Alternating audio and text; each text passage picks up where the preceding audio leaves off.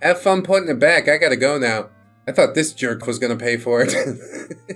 I have no money! I dated a neckbeard cell who fancied himself as Christian Grey, Part 1.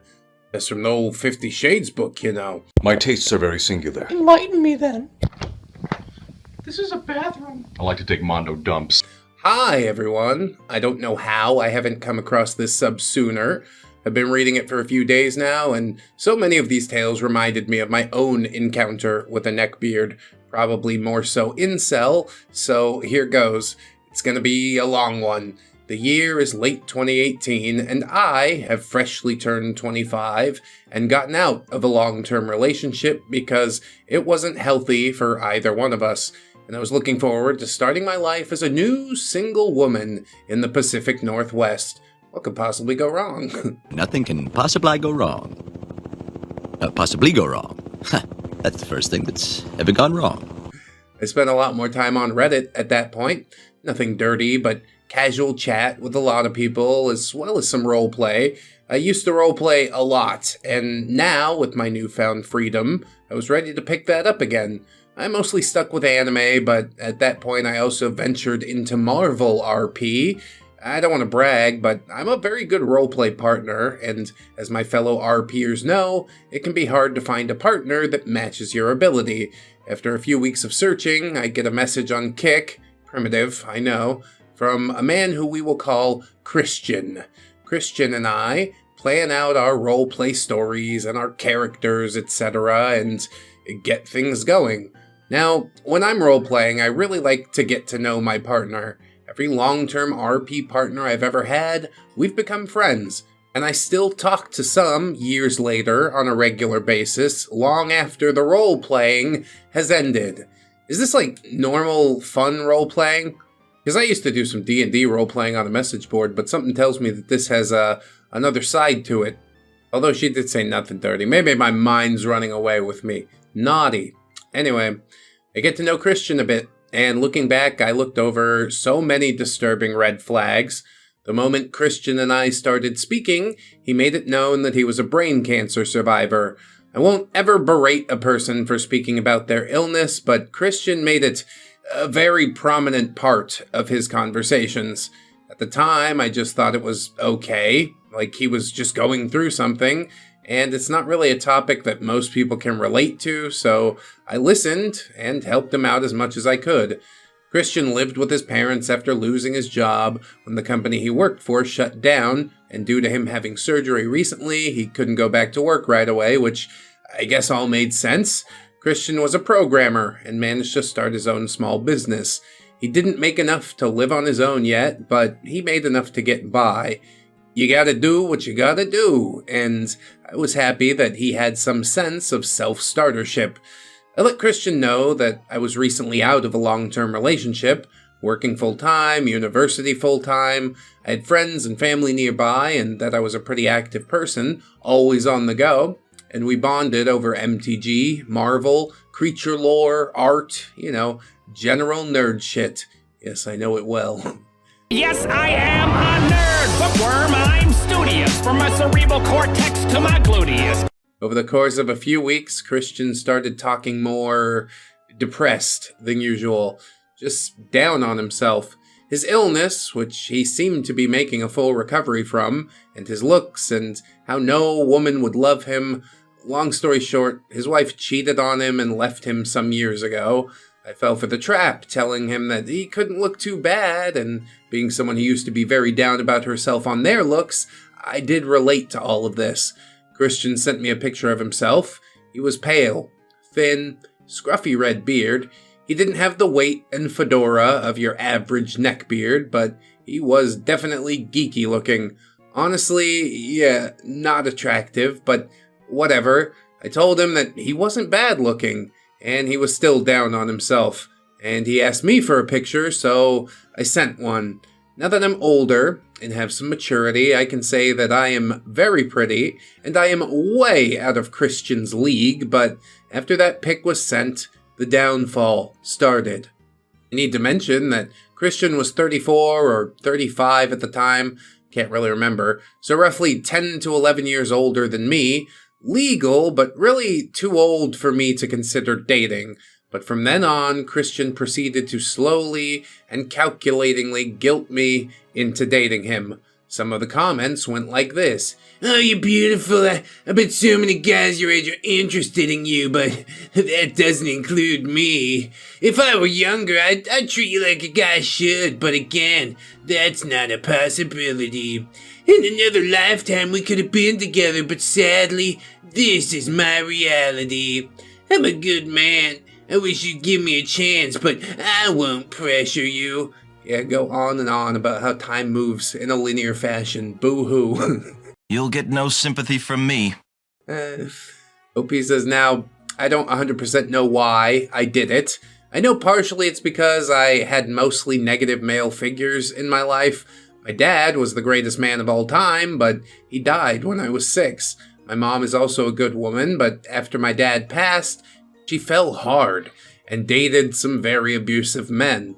That, on top of dealing with frequent verbal and sometimes intimate assault from the men in my mom's church, I really didn't know how a good man was actually supposed to be. My ex wasn't a bad man, but he was a man-child, and that was ultimately the fall of our relationship. Jesus, we're really opening it up. I'm sorry that happened to you, OP. But no matter what happens, it wouldn't have happened if he was a decent fella, so don't blame yourself at all. Anyway, against my better judgment, I caved and started dating Christian after a long late-night conversation. Yeah, make her delirious and she'll date you. I was excited in the moment, but my gut was churning for some reason that I couldn't identify. I think the only saving grace to this relationship was that Christian lived in another state, so it was completely an online one. Things went well for the first week or so. We talked most nights on video chat and started to get to know each other better, but then at some point I mentioned that I needed to get my hair recolored. At the time, my hair was white, not gray, but white as paper, and the upkeep was pretty frequent. I wanted to change a bit and go for a more steel gray, so I was going through colors online with Christian, and out of the blue, he just straight up told me, "The white isn't flattering against your skin color. You're too dark to pull that off. You need something more muted and darker." That's gotta be racist. There's no way. I thought he would end there, but the onslaught of demeaning remarks about my skin color and how I was too dark for X hair color continued. Now, I am black. I'm on the darker side, but I consider myself fairly medium on the scale. I firmly believe that anyone can do whatever they want with their hair. Whether you're as pale as ever or dark as they get, there's a hair color in every shade for everyone. And more importantly, do whatever makes you happy. I'm somewhat racially ambiguous, sometimes being mistaken for Indian or darker toned Asians, but I have had my fair share of racist comments ranging from black, Indian, etc., and typically they don't bother me at all. But what Christian said really struck me. It wasn't just a racist comment, it was a full-on pummeling about me being too dark for thing. I never cry, especially in front of a man, but now I was full-on sobbing on this Skype call. What the fuck was this man thinking? Christian looked shocked and asked me, "What was wrong?" And I asked him why on earth he would say such horrible things to me. And he came back with what would be his trademark response whenever he inevitably said more of these cutthroat things. I didn't mean it that way. You just misunderstood me." And then somehow, magically, Christian became the victim. And for some reason, however, I left it as a misunderstanding. I get, sometimes you just don't have the energy. He then showed me hair colors and styles that he deemed appropriate for my skin tone. They were all various shades of red, from unnatural to natural. Thankfully, I chose not to do red. I did have a red phase, but I was all done with that by then. And then later on, of course, I learned that he had a proclivity for redheads. Of course. He just wants a redheaded baby, just like him, and he doesn't understand how genetics work. Eventually, Christian comes to visit me for the first time. And it lasted about a week. I have to say, it was fairly uneventful and was actually okay. We went to a couple of events and had a nice dinner at a restaurant. It was all fun and games until he had to leave for home. At the time, I lived about 2 hours from the airport, and to get him there, we agreed on a set time to leave, as one does. I get up my said time and do a few things around the house and get ready, but Christian is nowhere to be seen. He's still asleep, so I go to get him and he snaps at me hard. I don't remember the exact exchange, but I do remember him calling me a nagging bitch, and him saying, "He knows what he's doing!" And he goes and lies back down. Damn, bro, fine, fuck it, whatever, miss your flight, I don't care. I don't have any other plans that day. It's finals, so fine by me. Go ahead and miss your stupid flight. Hey. I go to my computer to do some classwork, and roughly an hour and a half later, Christian is getting around and packing up his things. I know that plane is going to be long gone, well before we get to the airport, but I go anyway. Maybe he can book another flight for later. The drive wasn't too bad, and we get there well after the plane is gone, of course, but Christian, well, he does his best.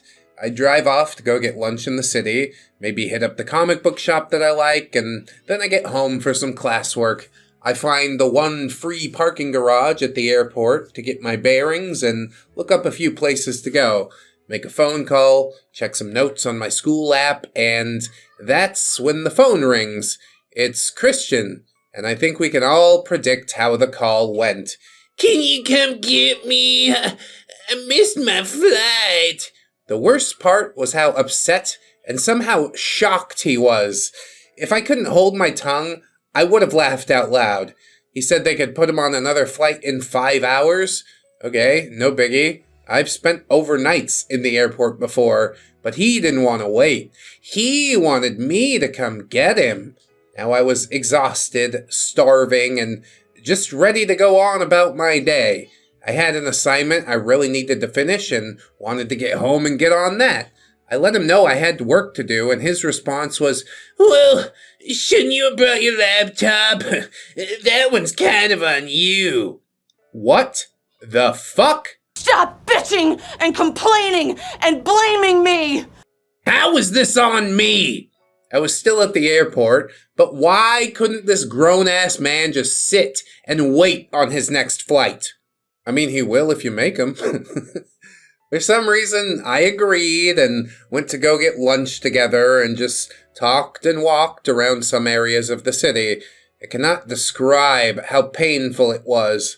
I just wanted him out of my still white hair, even if I couldn't admit it to myself at that time. This time, he was perfectly pleasant, at least, and then he dropped the dumbest comment.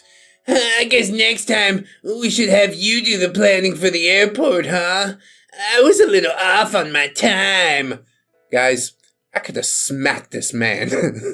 I just blinked at him, not believing the dribble that he just spat out. Are you kidding me, guy? First, I'm bad at scheduling, even though we would have been on point if we left at the time I originally said, but now it's not my fault, and he just made a little blip in scheduling. I take him back to the airport on time, and thankfully, off he goes. There you go, off you fuck. I think that's enough for this installment. I have at least one more, possibly two, that I can go through. He doesn't seem very neckbeardy/incel at the moment, but trust me, we'll get to that, which is why we're calling him Christian Gray. TLDR, I start an online relationship with a neckbeard who has no concept of time and says my skin is too dark. I mean, if you're not into black chicks, I have a really hot tip for you. Don't date black chicks. It's really that simple. What is wrong with you? I guess this is part of the negging and all that. He made her cry once already, and yeah, somehow she thinks that's normal, which that whole thing was a tragic side tale in itself. It's really unfortunate that OP let herself get pulled in, but yeah, I think things are only going to get darker before they get lighter. That's not a comment on the skin tone. Gubbins, you have anything to say here? Help me out. Man, reek of red flag filth. Gubbins say run fast, Gubbins. Reek of red flag filth, absolutely. But sometimes you don't know. Until you've experienced it, you really don't know. Anyway, I guess we'll continue on down the rabbit hole as we get into part number 2, and I will see you over there. I dated a neckbeard cell who fancied himself as Christian Grey, part 2. I'm back with part 2 of my saga with Christian Grey. I have a desk job, and it's a slow Friday, so I want to get this all out while it's fresh in my mind. If you need a recap or are new, you can find the first installment that we just read in the earlier part of the video. So, I left Christian for the second time that day at the airport, and I didn't get home until about 9 o'clock that night. And unfortunately, due to that, my class assignment ended up being late. I put in as much effort as I could until midnight, but I just couldn't finish it all before the deadline. That should have been a sign to me.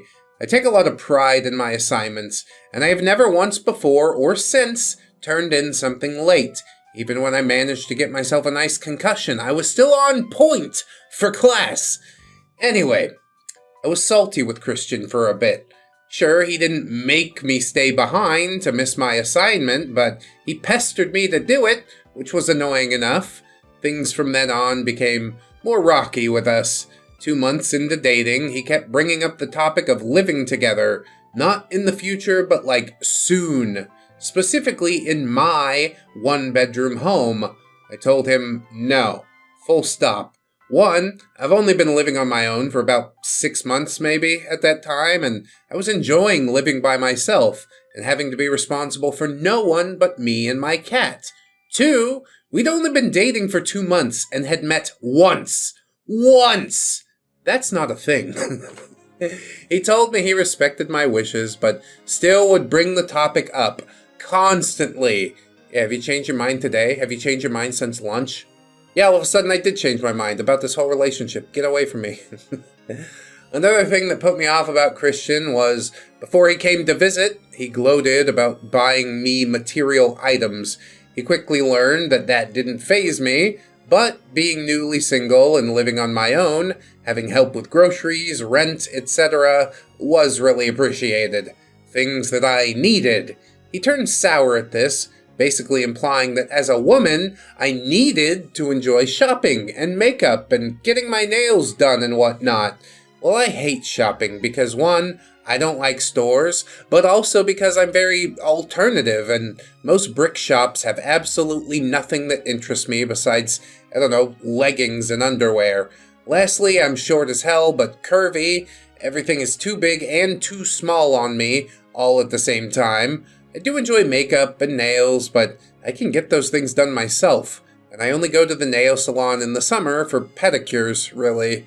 None of those things are priorities when I'm living paycheck to paycheck. Sounds like the priority's on point, honestly. The joke is that when he got here, he only paid for the dinner, and that's it. I spent roughly $500 to $600 on him alone that week, and it wasn't like I had that kind of money to spare. He would look around my place and tell me things that need to be fixed and that he'd totally get them for me, so we made some trips to repair shops, Lowe's, etc.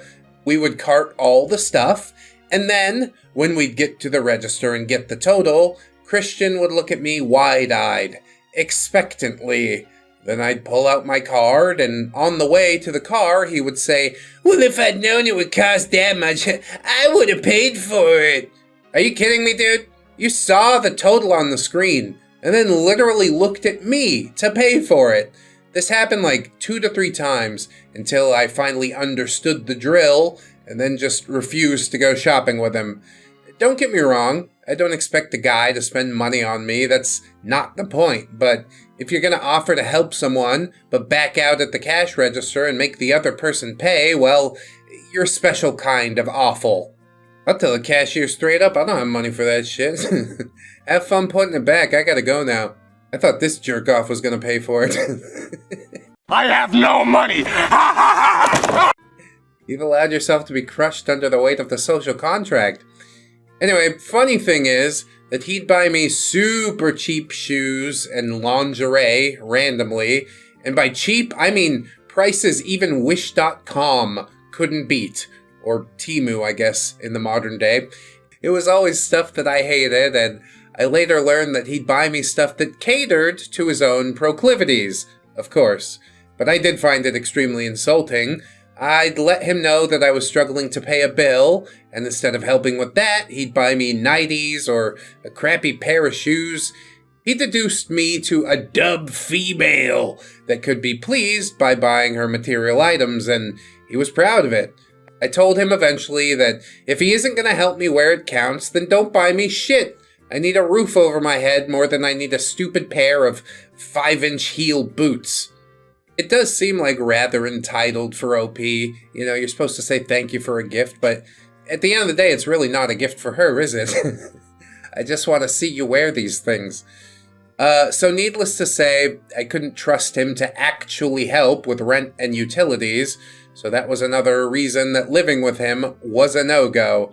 But the most important was that it was way too soon in the relationship. Things with Christian got more strange. Soon, he confessed to me that he was a dom.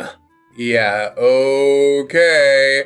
I'm not here to shame anyone, but I doubt someone can claim that they're a dom if they haven't even done it with someone in over 9 years.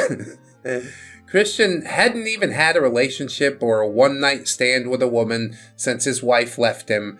And he didn't have a reason except for, it's because of my illness, which I highly doubted. Brain cancer is a big thing, and any illness can be hard on a relationship, but that doesn't mean people won't want to have flings or one nights with you, you know? But at the time, I really didn't look into it all that much. That's right, I think all these things will be made clear later. Christian would start bringing lots and lots of, his proclivities into the conversation, and I don't mean during welcome times. I mean, like, we'd be talking about clouds, and then he'd link me to a random website with a bunch of toys asking which one I liked. We could not have a normal conversation, ever. He would soon start sending me random links to hardcore and toys and women he thought were hot and different proclivities, etc. Just constantly. He's coon brains. Who let this one escape from the goon cave? Get him back in there! You've overstepped. No Christmas. Christian would also write these embarrassingly Wattpad-level proclivity stories about us, and, oh, guys, I could have just vomited from the cringe. I wish I had saved some of those walls of text that he sent me. This guy made the actual Christian Grey look like a certifiable expert in this proclivity. And this is coming from a guy who hadn't done it in almost a decade. I have to say it right now, but it does not help that I was not attracted to Christian in any way. If anything, I could sleep well at night knowing that I did not do it with this man because I physically couldn't. I tried giving him mouth stuff, but guys, I'm not exaggerating when I say that he was no more than like 3 inches and could never get fully stone boned. Is he a good kisser? Oh, who the fuck cares? His dick is like a gherkin. That's a tragic situation because he's watching too many of these adult videos, isn't he? Truly is the basis of so many men, so many relationships problems. I'm sure some women too, but they don't got the numbers like we do. All of that was just such a turnoff that I bailed out. I said I had a stomach ache, which was true. Christian thought he was Michelangelo's depiction of David, with a star's wiener to boot, and he talked himself up.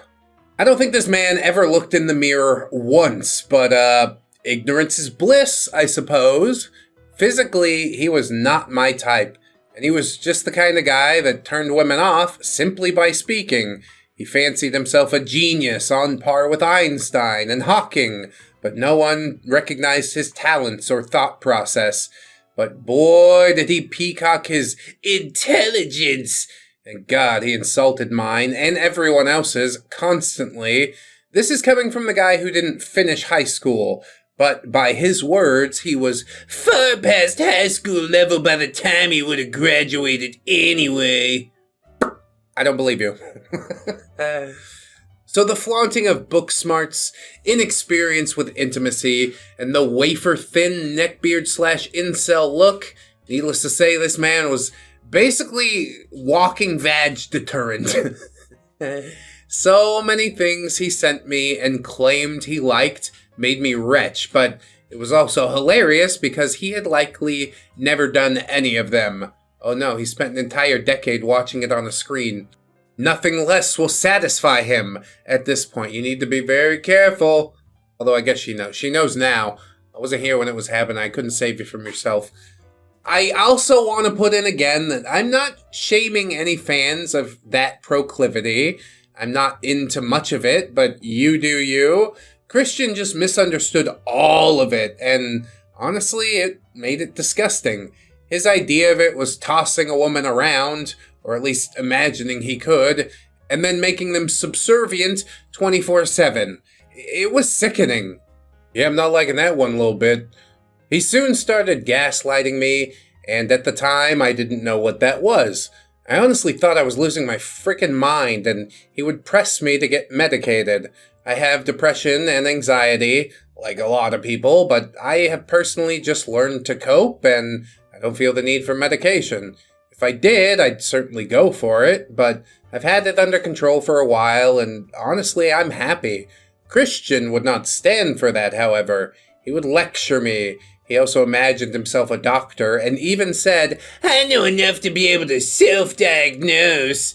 He tried to diagnose me with bipolar, schizophrenia, OCD, all on top of my depression and anxiety. What was sick, though, is that he would laugh about it, like he knew something I didn't, and that I was lesser than him for having any forms of mental illness. Oh, you trust me, Christian is more mentally ill than all of us. Same thing a certain E. Roger had, just raging narcissism and also inferiority complex. Interesting mix. All that angered me, and I told him right then and there that if he did not stop trying to diagnose me, then we were done. End of story. I guess my tone was that serious because he did actually stop. I'd been misdiagnosed before by an actual professional, and it's not fun. Mistakes happen, doctors aren't perfect, but the misdiagnosis has left me with some lifelong internal issues that have to be monitored occasionally, so I sure as hell wasn't going to let a 34-year-old man who lives at his mom's house tell me what was wrong with me. Yeah, how about you deal with your own shit first? That's my hot tip for you. Instead of diagnosing me, he turned to another kind of odd behavior.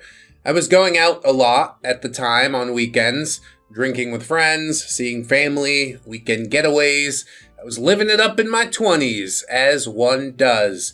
Whenever I'd go out with friends, Christian would change his tone. Not to one of cruelty, but he'd have to remind me of my depression and anxiety, and that if I drink, then it'll only make it worse. I have never once driven a car drunk, been kicked out of a party or a bar for drunken behavior. Often I'm the designated driver and will not drink at all, and I never get drunk in public places like bars, clubs, etc. I'll get a buzz going, but I refuse to go anything over buzzed because, I like to keep my wits about me. I made the mistake of telling him that I have a heart murmur due to my prior diagnosis, and he would always hang that over my head. I ignored Christian's cries for me to stay at home, so he had to up his game. Oh yeah, he had to scare me now.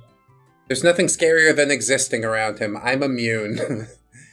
He started saying some really off-the-wall stuff. One example is I was going to get my flu shot, and I let him know.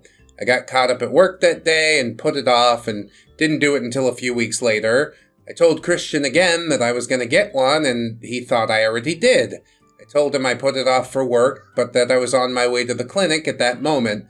After my shot was done, I was met with a slew of texts. He asked, "How could you be so stupid as to put it off? What if you'd gotten sick? You could have died if I wasn't there to protect you." He went on to describe what it was like to have the flu and die from it, and pneumonia, bronchitis, etc. I've only been sick maybe 3 to 4 times in my life. I've only ever gotten the flu once. I still strongly believe in vaccines, though. I don't know what it is about me, but you could put me in a room full of sick-as-hell people, and I won't catch anything. Never broken or even fractured a bone, no matter how hard I fell as a kid, and I fell off stairs and trees constantly. I was an idiot. Maybe I'm living the real life Unbreakable. Who knows? M. Night Shyamalan, give me money if that's true. Tell them to bring me my money. I want a piece too. Christian kept on with trying to make my life a living fear factor. I used to live in a spot right next to the ocean, and you could see the water from my windows. Dude, baller. Seriously, it was unbelievable. And for what I was paying, it was almost too good to be true, but it was just a little old lady who needed to rent out her home for a little bit of extra income. She wasn't looking to price gouge. I miss her and that place a lot. We talked a lot, and she baked me so many cookies and brought pounds upon pounds of food for my cat. Anyway, even though I lived close to the water, it was a rural neighborhood. We lived next to a bird sanctuary and had neighbors with chickens and outdoor animals, so in turn we got coyotes and other predators. Plenty of our neighbors owned guns for that reason, so occasionally you'd hear a gun go off in the distance, especially in the summer and fall when the dogs would come hunting for pets or small animals. Christian heard one on the Skype call we were having and asked what it was. I just told him casually, probably a neighbor shooting a coyote or some other predator, and he just goes off again. He asked me, was I afraid? And I told him, no, of course not. One, not my property, and it was in the back of us, and two, it's not a break-in. It's my neighbor, most likely. Christian started rambling, so I tuned him out. One sentence stuck out to me, however. He said, there's not much stopping one of those bullets from ending up in your brain. I actually laughed. I just started wailing in laughter. I told him the odds of that are very unlikely, and if for some reason it did, well then, how could it even matter to me? Okay, get in. Are you crazy? I'm not getting in that thing. I love that. If it did happen, I would be dead, or at least dead in my brain parts. He was not pleased with my logic. It took me a while, but I soon put together that even with my lack of confidence at the time, I was very independent and strong-willed. I had friends and family who cared for me, but as an adult, I can really only 100% rely on myself. So I need to take care of myself. I mean, ideally, yeah. Some people will trick you into thinking you can depend on them, though. But at the end of the day, succeed or fail, that's on you. Christian did not take kindly to a woman being so self-assured, and he tried to wear me down. Scaring me wasn't an option, clearly, so he started going back to my looks. My clothes were too dark and depressing, as he put it. I didn't wear heels often enough. Seriously, this guy had like a massive proclivity for heels, and I soon learned more about it. He berated me for dressing like a punk, and that men prefer women who wore tea dresses and heels. I kind of like the studs and safety pins. She shaved half her head. She's wearing a bum flap. That's much more intriguing to me than a sundress, and I love sundresses. Anyway, he didn't like that I had career plans and that I was ambitious when it came to bettering myself. It was always a threat to him, so he started talking down my dreams. I'd never make it as an illustrator. I'd only be able to work certain jobs due to my limited knowledge, but he assured me that he'd be able to excel, so he'd take care of me, of course. I didn't need to fret. Well, fucking talk is cheap, bozo. Even after all this, against my better judgment, I let Christian come over again to stay after the holidays. I had a week off, and he said he wanted to stay for a week and a half. Okay, not too bad. Maybe us talking in person again can clear the air. I also was thinking to myself that if this second trip goes poorly, that is it. I am done. There's something wrong with this man greatly, and I want out. So my next story will be about the second coming of Christian Grey, as well as the breakup. Oh, so it didn't go well. I don't know. Who would have expected that to happen?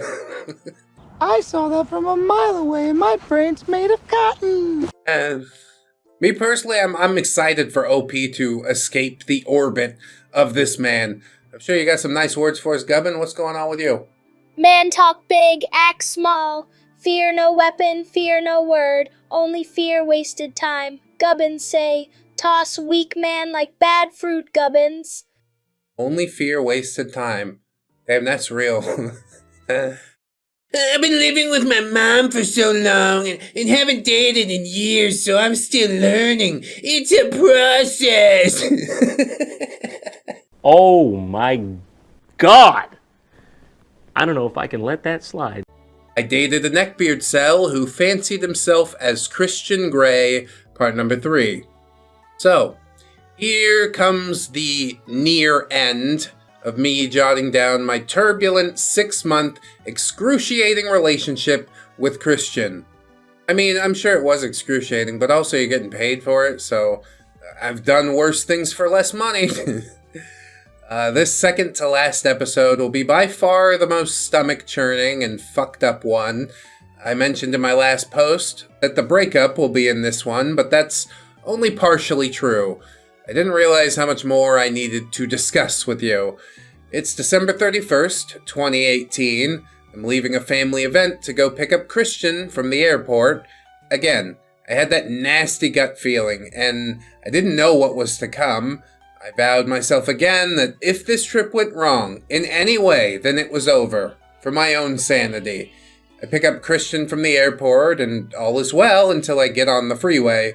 He had his seatbelt on when I started driving, but soon I hear the beeping that signals that someone took their seatbelt off. I didn't hear Christian shuffling around at first because it's 3 a.m. and I'm trying to focus on this 2-hour drive back home, but I see something out of the corner of my eye. I'm going to describe this to the best of my ability. Christian is sitting on the front seat floor of the car, shuffling through his backpack. I'm going at least 70 to 75 on the freeway.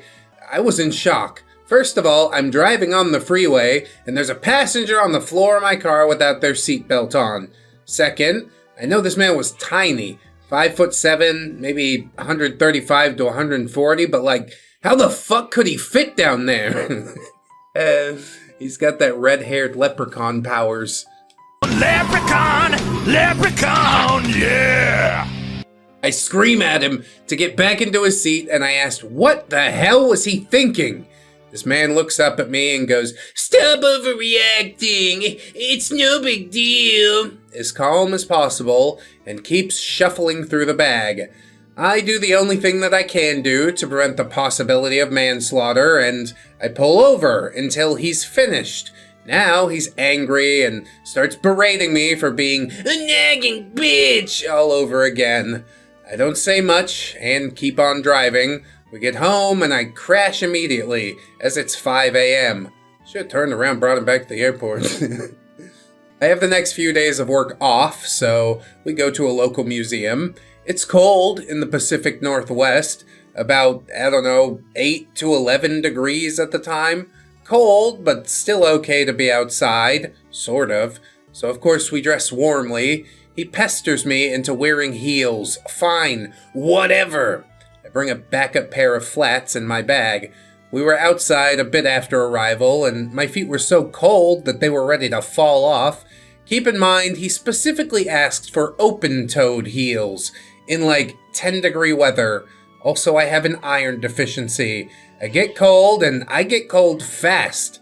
We're also going to be walking around a museum for at least 2 hours, so I put my flats on. I wish I could show you guys the scowl of disgust that this man shot at me when I put on those low shoes. Here's our exchange. You're taking them off already? It's only been a few minutes. OP, it's cold outside. We've been walking outside for a bit, and even the museum is cold. Well, can't you wear them for a bit longer? Don't you want to practice walking in them? OP says it's not the height. The shoes are open, and it's almost snowing out. You can't hold out a little bit longer. If you want someone to wear heels, then fucking wear them yourself. I snapped at that last part. My feet were in pain from the cold, and I'll be damned if I continue wearing them just so he can get his 3-inch soft hard on. I don't think I like feet as much as you do. Hey, everybody likes feet. So what does this man do? Well, he sulks around the museum, head down, arms crossed, minimal answers, sighing dramatically and just looking like he didn't get a prom date. It was embarrassing. We go out to dinner, and it was fine. We actually had an okay conversation. Then the drive home happens.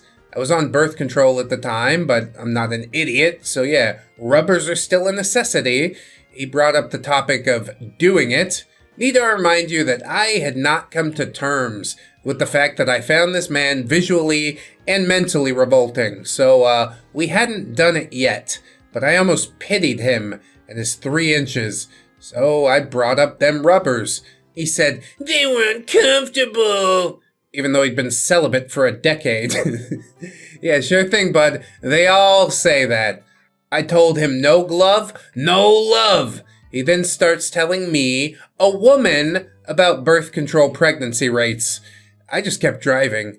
He asked me what birth control I was on, and I couldn't think of the name at the time, and I still can't. It was a birth control that didn't have a shortened name, so no one's gonna remember that long-ass title. I didn't have the pills on me, so I told him I'd just check when I got home.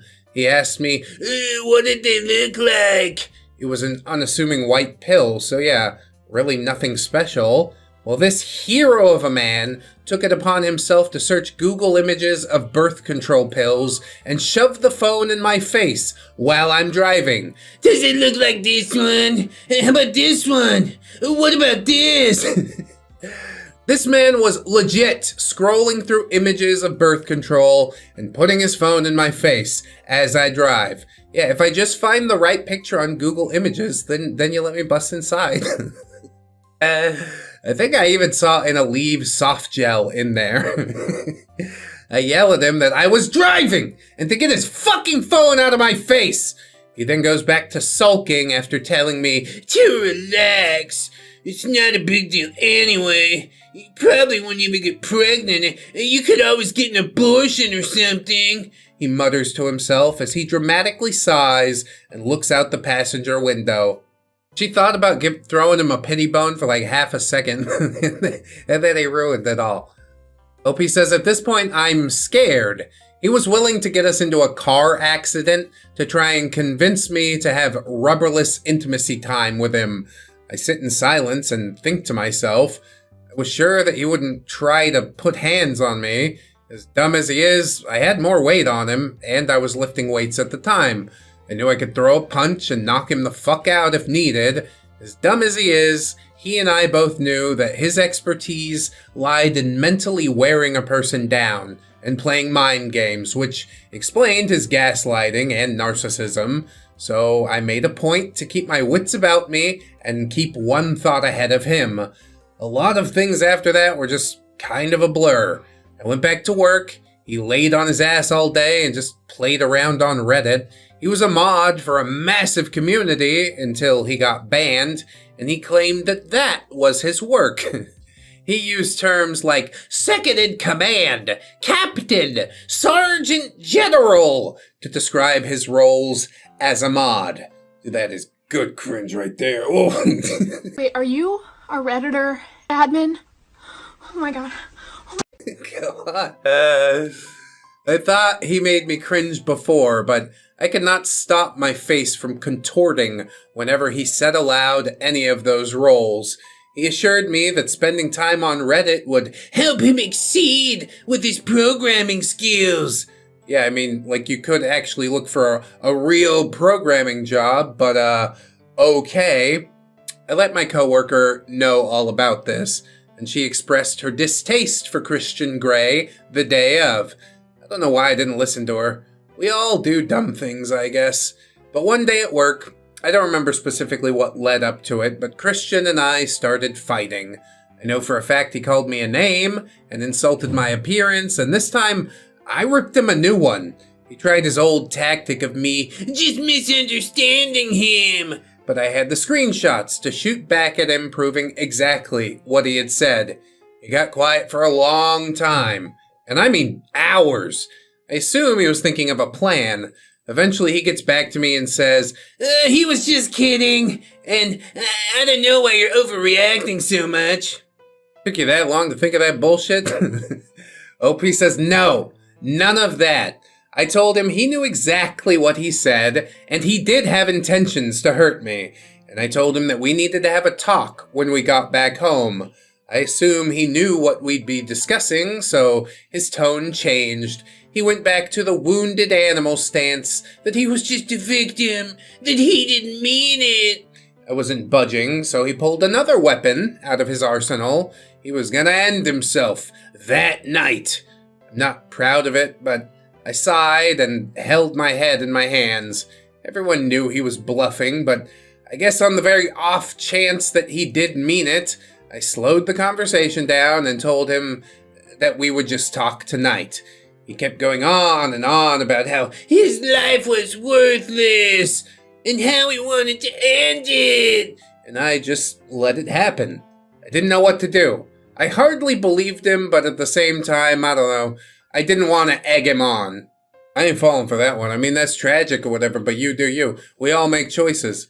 I drew my line in the sand, and I am not moving. OP says I get back home, and he just tries acting like nothing even happened. But no, I made him sit down and told him how I felt. I was tired of his verbal maltreatment. I was tired of him forcing femininity on me. I was tired of him acting like he was the greatest gift a woman could have. And I was fucking tired of him lazing around all day, leaving my place a mess and not doing a thing. He'd lay in bed until around 3 p.m. and then just play on Reddit all day. I know he was staying over, but Jesus, go on a walk. Clean up your mess. Do something productive. Yeah, he's just used to having mommy around is what that is. I told him I wanted to break up. I felt no love for him, and the relationship shouldn't have happened in the first place. I agreed to it on a whim and didn't think it through, which all is true. Christian's response was to burst into tears and tell me that I was making a mistake. He knows he treated me badly, but I was so nice and kind that he hoped that I'd forgive him. I told him, look, everyone makes mistakes, but at this point, he's intentionally hurting me and he knows it. He said it was his illness. I told him even if that is true, it's still not fair to me. Then he drops something so bizarre. He says, well, I've been living with my mom for so long and haven't dated in years, so I'm still learning. It's a process. Oh my God. I don't know if I can let that slide. Yeah, that's a wild one. I don't think I want to be a part of the process. Go back home to mommy. Maybe she could fix you. Because I fucking can't. OP says, what the hell are you, a baby? You learn how to treat people decently in fucking preschool. I was just so dumbfounded. He then kept pleading with me to give him another chance, and I'm not proud of what I did, but I hatched a plan. I told him that I'd give him another chance, but didn't tell him that I was going to break up with him as soon as he left. I somehow knew that he just wasn't going to let me go that easily, especially in person. So with that in mind, I mustered up the courage and just faked the relationship. It was a painful few days. My only solace was work and grocery shopping. He tried to get me to not go to work several times, actually trying to guilt me for it, but I still went. Hell yeah, I need my fucking reprieve. The straw that broke the camel's back came that weekend. I had an appointment and came back home. I don't know why he did it or how it started, but the moment I got back home, he cornered me into my closet and just started berating me. I've never been afraid of this guy before, but I was now. I don't remember what he said. I blocked it all out and ran outside. I called the person closest to me and the person that I knew Christian was afraid of, my brother. My brother that we'll call Tim lived about an hour and a half away. He was a busy guy, but if I told him I was in danger, he'd come running. I called him and I don't know why, but I didn't tell him about what happened. I just told him things weren't working out between Christian and I. He could tell something was up and gave me his input. I guess just hearing him made me feel better, and gave me the courage that I needed. Now if only someone could give his mother the courage that she needs to fucking push the baby boy out of the nest, you know? But what if he goes splat on the ground? No great loss. I went back inside and told Christian he needed to leave within the next 2 days because a family emergency with Tim came up. I put emphasis that my brother would be coming over. Say no more. Christian sulked, but he straightened up and said, "Okay." As broke as I was, I offered to pitch in on helping him get another plane ticket. Not to be kind, but just to get him the fuck out of my house. Want to know something? Christian confessed to me that he bought a one-way trip. He told me that he had the intention of staying with me for at least 3 months. What the fuck? What? Oh, hell no! That's hell no! I almost choked. This man is in my home, living here rent-free, doing nothing but maltreating me and draining my already drained bank account for months. And he was just gonna ride that out for as long as he could. Human shit. What a piece of garbage. You should have Tim come over and kick his ass just on principle, you know? He learns that he can't do this. Yeesh. OP says, I kept my composure, and we got him a plane ticket for Monday evening. It seemed the mention of Tim made Christian fearful, so he behaved as much as he could for the next 2 days. Monday came along, and I sped home from work so I could take him to the airport. I will admit, I was so excited to have him off my hands that I made a couple wrong turns and delayed the trip, and I was in near tears. Thankfully, Christian couldn't pick up on why. He just thought that I was already missing him. Poor fool. I get to the airport, basically shove him out of the car and get back on the road. The emptiness was so welcome. It was like a surreal feeling. I actually didn't turn on any music for a solid 20 minutes, just appreciating my freedom. Next one will be the actual breakup and how it took me about 3 weeks to get to it, so get ready. Yeah, we're all strapped in for that, ready to rock and roll. Sometimes the trash does take itself out, sometimes you gotta work really hard to get it out of the house. The fact that he planned to stay for 3 months, that he admitted that to you, that's the wildest part to me. Like, we agreed on a week. What the fuck did you think was gonna happen? That I'd just be too nice to kick you out? Well, I'm not. Go! Gubbins know what that's like, right? How do you feel about this one, Gubbins? Man not warrior, man is parasite. Cling, drain, whine, no honor, no strength. Soft chief show mercy, but Gubbins say mercy wasted on leech. Gubbins. I didn't say show no more. I said take him out back, put the boots to a medium style. OP's the softy here.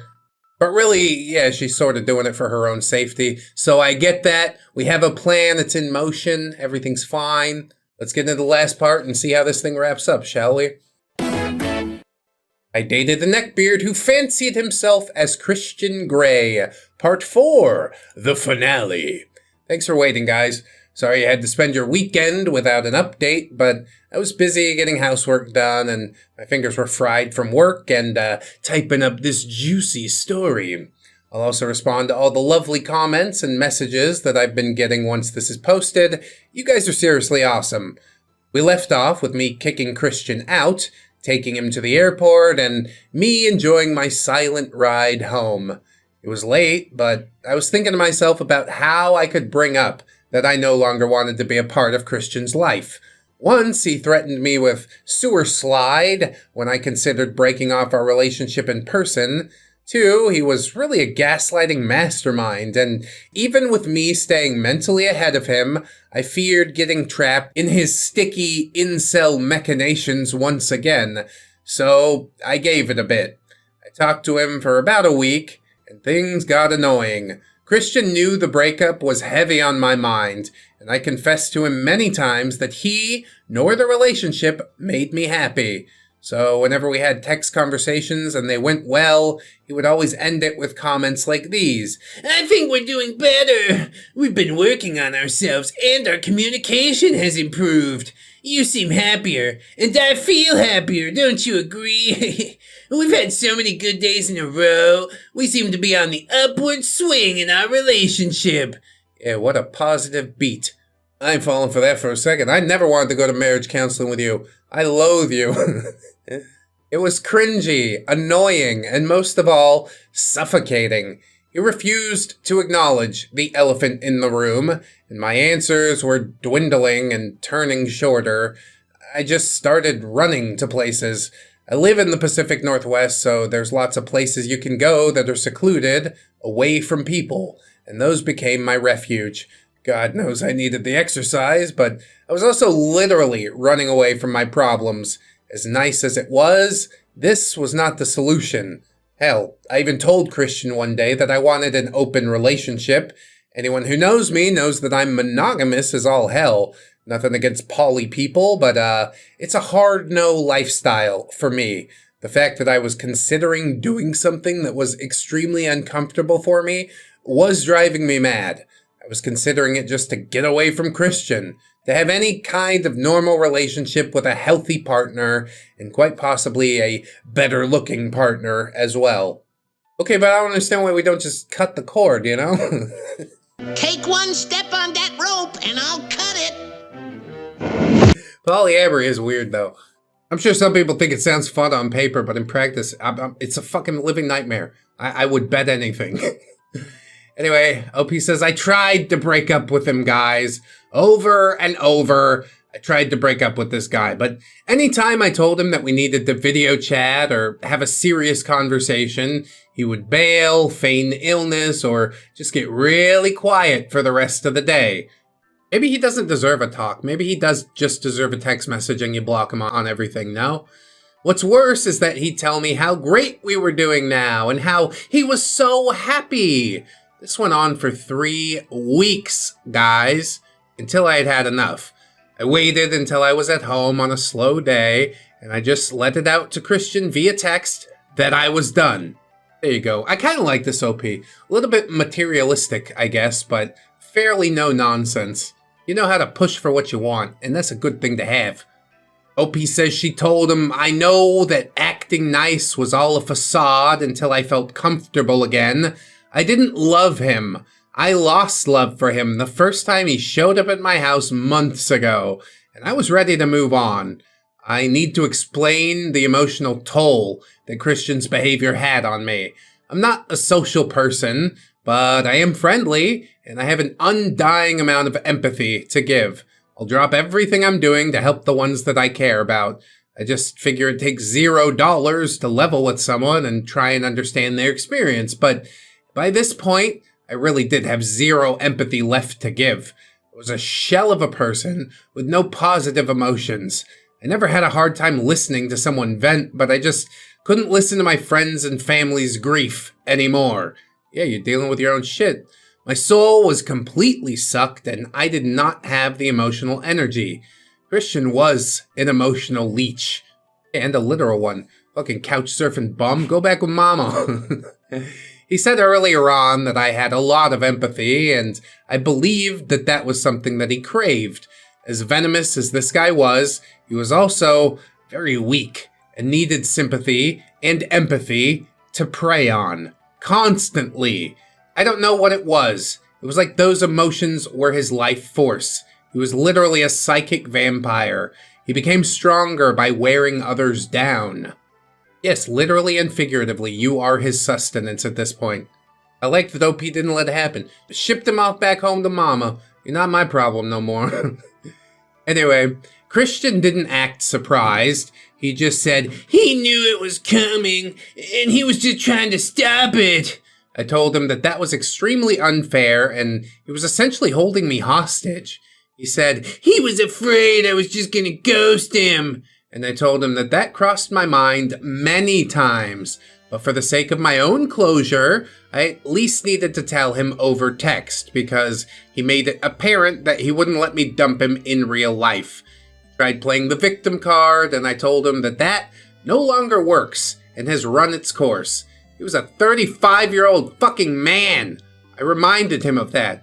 I told him that we could remain friends, but I needed some time to myself, and maybe later we could consider dating. And of course, all that was a straight-up lie, but if I didn't say something to give the little man hope, well then, he'd never fucking leave me alone. And somehow, It did work, but it was not without its consequences. First, he asked if we could just be intimate partners, and I said no. Christian then decided to pull an power move. I have a friend who I talk to just about daily, and I have for the past 7-ish years. We'll call him Brent. We bonded over anime and manga and Instagram back in 2013, and we hit it off. It's important that I mention that Brent lived in the South at the time, and also, he's gay. Christian knows that Brent and I are close, and he always seemed threatened by that aspect. Plus, Brent also finished high school, and he finished university with a degree that Christian envied, with amazing grades to boot. Brent is younger than Christian, obviously smarter, and is achieving Christian's dream. To top it off, he was besties with me. Gay or not, Christian had a laser pointed at this man. Oh, come on, dude. Don't make it fucking Brent's problem. He's just trying to get through the day. Christian, I don't know how to describe it. He accused me of telling people I was actually dating Brent so I could phase him out of my life. I asked him, how on earth did he come to that conclusion? Brent is gay. Christian acknowledged that, but still accused us of being in a relationship somehow because Facebook told him. I was confused. Did I post that by mistake? I checked, and no, I had my relationship set to single. I changed it back while Christian and I were dating. Sue me. I can't sue you. The Facebook relationship status not legally binding. I was stumped, and I asked Christian how he got that idea. He said because Brent and you were joking about it on Facebook feeds and sending memes, so that must have been it. You guys, I tapped out at this point, and I had had enough. I just basically told the man, goodbye, and said I'd check on him later. I was tired, everything was becoming a blur, and I was just glad to be done. I know this isn't the exciting ending that you're looking for, so we're not done quite yet. Oh, with the fake out! About a week or two after cooling off, Christian wanted to Skype me and say his piece. I figured, whatever, if it gets bad, I can just end the call, so I agreed. We talk, and he's generally upset, but he has this sad yet hopeful look in his eye. I can't describe it. He then proceeds to tell me basically about how he was actually the hero of my life and how I'll never find someone as good as him. Not in those exact words, and he wasn't talking down to me, but he listed all the things that he could have done for me. Helped me with my mental illness, find a better job, more friends. He even mentioned that he was thinking of contacting Tim, my brother, so they could hatch a plan to help me out. Tim knows I have depression. Tim knows me better than my mom. He's my older brother. Besides his wife, they know me better than anyone on the damn planet. They took care of me after my dad died, and we've always remained close, to the point that we make sure that we live in the same state as close to one another as possible. I kind of laughed at that because, as I said, Christian was afraid of Tim. The mention of him made him pee his pants. Christian was offended by my laugh, and I shortly ended the call. It did not go according to his plan. Yeah, I could just go offer her made-up things and she'll open the door again. You sure about that? No thanks. The icing on the cake is, several months later, he messaged me asking if I'd be fine with having an exclusively intimate relationship with him again. No strings attached. I remained silent. Just, what the fuck? He proceeded to tell me in a long-winded wall of text as to why that would be okay, and I could still move on from him, and of course, all that was a very hard no. The conversations dwindled after that, but something critical happened in his life, a good thing, and I congratulated him on it. It was also around that time that my grandma was very, very ill. She was suffering from kidney failure at 92. I hadn't seen her in a long time, so I was taking time off work to go visit her in Florida.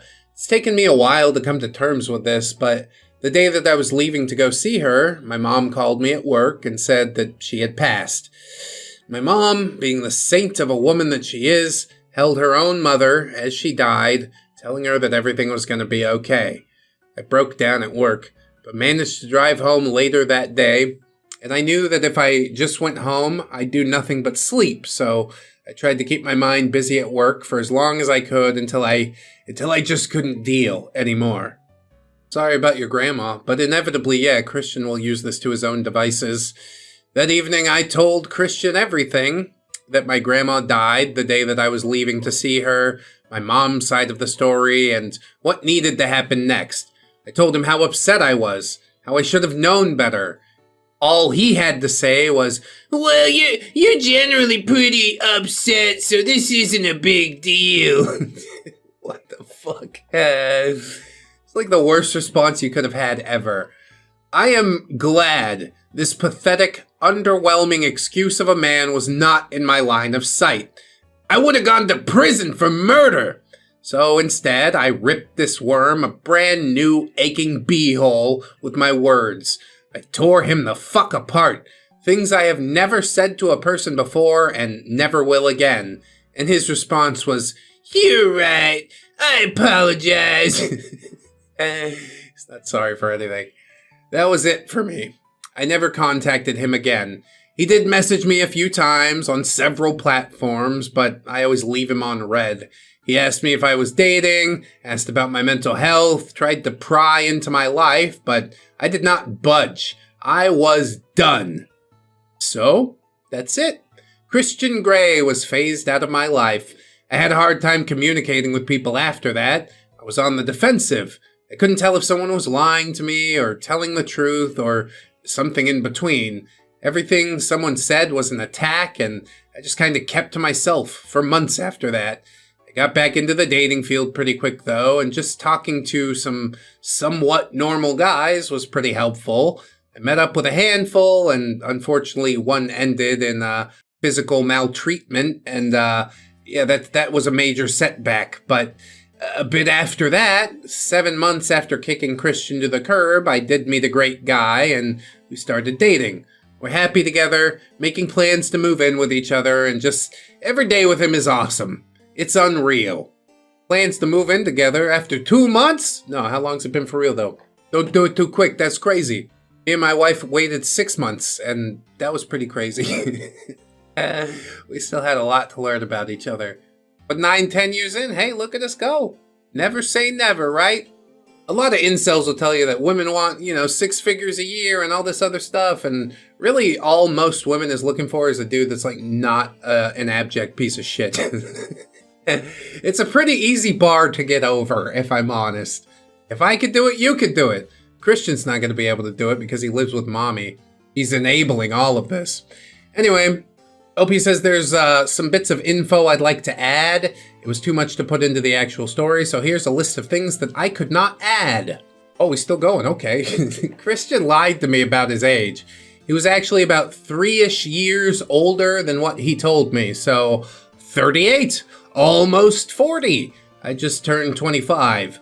I could have figured that out with a simple Google search, but what with he put me through, his age was the least of my concerns, although still, yeah, that's pretty gross.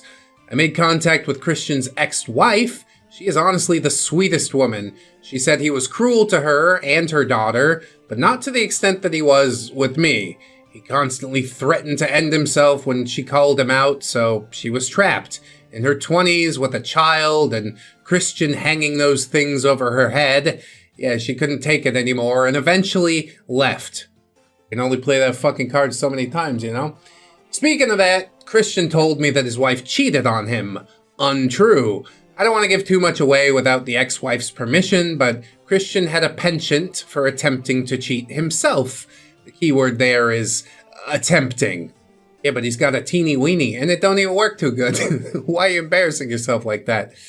He tried to force me to wear those stupid, lacy collars. My weeb friends, you know what I mean. But he wanted to own me and actually spent a pretty penny on some collars. I did not wear them because it was cringe and stupid. Yeah, you can't make a real girl into a puppy girl. You gotta find a puppy girl that's already a puppy girl. He didn't like it when I didn't wear makeup. He would beg me not to take it off or to put it on every day. He had a proclivity for it, and yet he hated false eyelashes. What he didn't realize was that I actually wore false eyelashes every day. This dumbass doesn't even know what he wants. He wants to feel like a big man. He wants to feel like not quite the loser he is, but he won't make any steps to do that. You, woman person, it's your job to make me feel better about the fact that I've done nothing with my life. Christian claimed that he could play with a woman's under parts all day. I didn't let him go near mine, but from what I heard from him and what he attempted to try, he had no idea what he was doing down there. He would also freak out when I didn't shave. There was a 3-day period when I didn't because I was ill, and he said he'd pay for me to go get a wax. I told him if I wasn't going to shave in my own shower, then I wasn't going to pay for someone else to do it when I was under the weather. He pouted for a few hours after that one. Yeah, that's the worst thing ever. You're sick and we're gonna... Oh, he really doesn't see her as a human being. Just Barbie doll I can customize. A couple of teeth and some toenail clippings and we'll be ready for our date. He threw tantrums when I was looking at a car to buy. I was in need of a new one, and he just flew off the handles, slamming my doors, throwing my stuff around. I asked him what his deal was, and he said, "Car buyers are stupid! They don't know what they're doing!" Yelling at the top of his lungs and pacing the room. I put 2 and 2 together and realized it was the fact that he hated me being independent. Struggling as I was, I didn't consult his help. I know cars some, I know about pricing, and if I needed, then my family would help me financially, no questions asked, and of course, he hated that. Is he a moderator in r/fuckcars? Is that what this is? I didn't find out until a bit in, but he kept tabs on his proclivity list. He legit had a list on his phone and asked me if I was interested in any of them. I could see him making check marks to some or leaving some blank. Yeah, I was fucking horrified. He told me I meant nothing to my employer. Well, that part may be actually true. I worked hard where I was, and management made it clear that they appreciated me. I was worried about something, and I asked him about it, and he proceeded to tell me that I was just a fly at the bottom of the totem pole. I was replaceable. They'll forget me, that I don't even matter.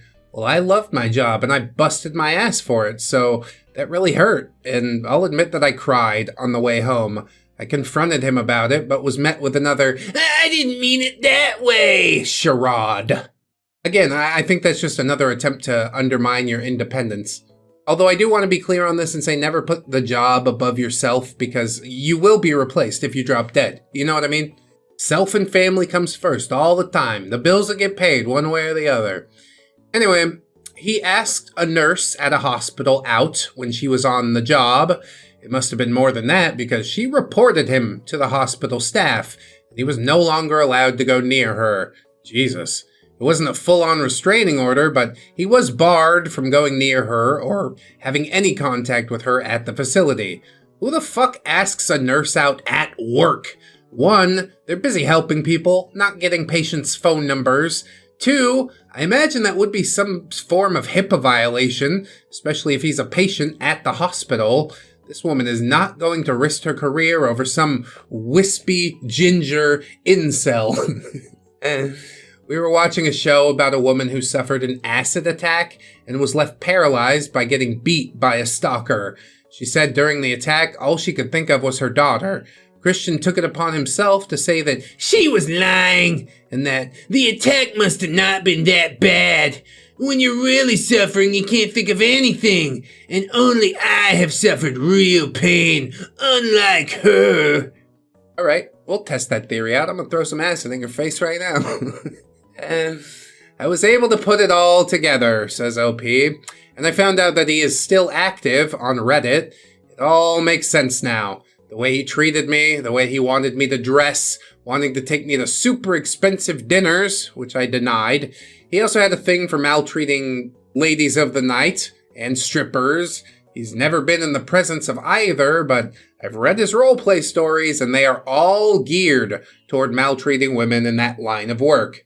Intimate, physical, mental maltreatment, as well as, wait for it, underage father-daughter things. Oh, God.